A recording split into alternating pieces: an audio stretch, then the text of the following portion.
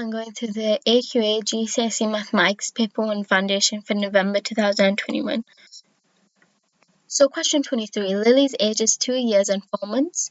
Hugo's age is 1 year and 8 months. Write down Lily's age in months to a fraction of Hugo's age in months. Give you a fraction in the simplest form. So that's Lily's age in months, and that's Hugo's age in months. So I write 28 over 20, and that simplifies down to 7 over 5. Working alone, it takes Kevin 4 hours to paint an area for 12 meters squared. Kevin and Steve are going to paint the area of 24 meters squared. Kevin says, working together at the same rate, it will take us 8 hours because 24 is 2 times by 12.